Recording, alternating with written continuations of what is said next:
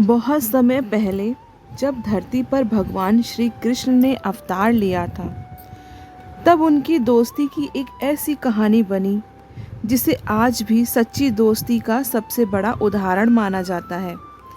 ये कहानी है श्री कृष्ण और सुदामा के मिलन की। उज्जैन के पास स्थित गुरु संदीपनी के आश्रम में कई विद्यार्थी शिक्षा ग्रहण करते थे। उन्हीं विद्यार्थियों में दो बालक थे। एक थे श्री कृष्ण, जो द्वारका के भावी राजा बनने वाले थे, और दूसरे थे सुदामा, एक साधारण ब्राह्मण पुत्र।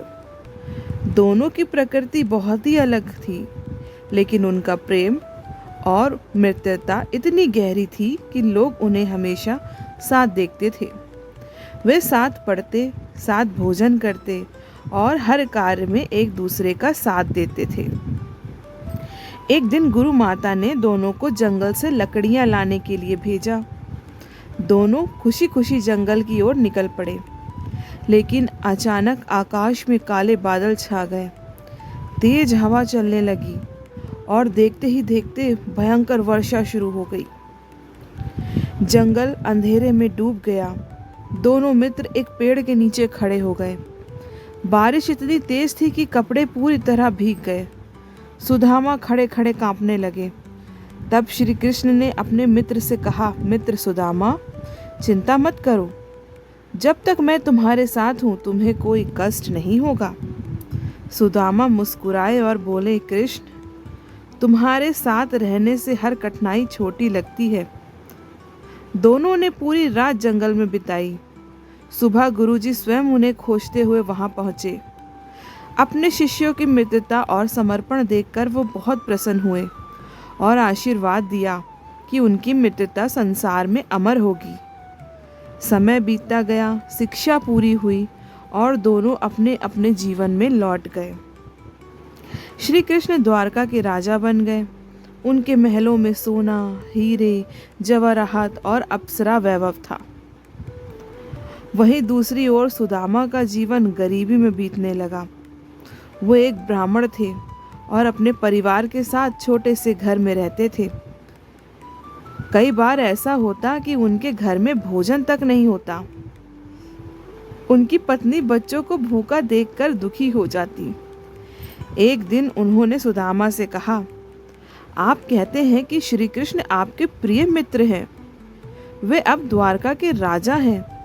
आप उनसे मिलने क्यों नहीं जाते हैं? सुदामा ने सिर झुकाकर कहा, मित्रता सहायता मांगने के लिए नहीं होती है। पत्नी बोली, आप उनसे धन मत मांगिए, लेकिन अपने मित्र से मिल तो आइए। बहुत सोचने के बाद सुदामा तैयार हो गए। घर में देने के लिए कुछ भी नहीं था। बड़ी मुश्किल से पड़ोस से थोड़ा सा चिवड़ा पोहे मिले, जिसे कपड़े में बांधकर सुदामा अपने मित्र के लिए ले चले। नंगे पांव धूल भरे रास्तों पर चलते हुए कई दिनों की यात्रा के बाद वे द्वारका पहुंचे। जब वे महल के बाहर पहुंचे तो पहरेदारों ने उन्हें देखा। उनके फटे कपड़े और कमजोर शरीर देखकर किसी ने ध्यान नहीं दिया, लेकिन जैसे ही संदेश श्री कृष्ण तक पहुंचा कि सुदामा आए हैं, श्री कृष्ण तुरंत अपने सिंहासन से उठ गए। वे नंगे पांव दौड़ते हुए महल के द्वार तक पहुंचे। सभी लोग आश्चर्य से देखने लगे। द्वारका का राजा स्वयं एक गरीब ब्राह्मण के स्वागत के लिए दौड़ रहे थे। श्री कृष्ण ने सुदामा को देखते ही उन्हें गले लगा लिया। उनकी आंखों से आंसू बहने लगे। कृष्ण बोले, मित्र, इतने बरसों बाद आए हो, क्या तुमने मुझे याद नहीं किया? सुदामा बेचारे भावुक होकर बोले, कृष्ण, मैं कैसे भूल सकता हूँ। श्री कृष्ण उन्हें अपने महल में ले आए, स्वयं उनके चरण धोए। ये देखकर रानी भी आश्चर्यचकित रह गई। फिर श्री कृष्ण हंसकर बोले, मित्र, मेरे लिए क्या लाए हो? सुदामा शर्म से सिर झुकाने लगे। उन्हें लगा कि इतनी छोटी भेंट राजा को कैसे दूं, लेकिन श्री कृष्ण ने स्वयं उनके हाथ से चिवड़े की पोटली ले ली। वो ऐसे खाने लगे जैसे उन्हें दुनिया का सबसे अमूल्य खजाना मिल गया हो। उन्होंने कहा, मित्र के प्रेम से बड़ा कोई उपहार नहीं होता। सुदामा कुछ भी मांग नहीं पाए। अगले दिन वे वापस अपने घर लौटने लगे। रास्ते भर वो सोचते रहे, मैं अपने मित्र से कुछ मांग भी नहीं पाया। लेकिन जैसे ही अपने गांव पहुँचे, वे आश्चर्य में पड़ गए। जहाँ उनकी टूटी झोपड़ी थी, वहाँ एक सुंदर महल खड़ा था।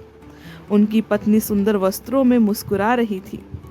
सुदामा समझ गए कि बिना मांगे ही श्री कृष्ण ने उनके सारे कष्ट दूर कर दिए। तब सुदामा की आंखों में आंसू बहने लगे और उन्होंने कहा, सच्चा मित्र वही होता है जो बिना कहे अपने मित्र के मन की बात समझ जाए। और इसी कारण आज भी श्री कृष्ण और सुदामा की मित्रता को संसार की सबसे पवित्र और सच्ची दोस्ती मानी जाती है। अगर दोस्ती सच्ची हो तो उसमें धन दौलत, ऊंच नीच और दूरी कोई मायने नहीं रखती है। अगर आपको हमारी आज की ये कहानी अच्छी लगे तो वीडियो को लाइक कीजिए और चैनल को सब्सक्राइब कीजिए।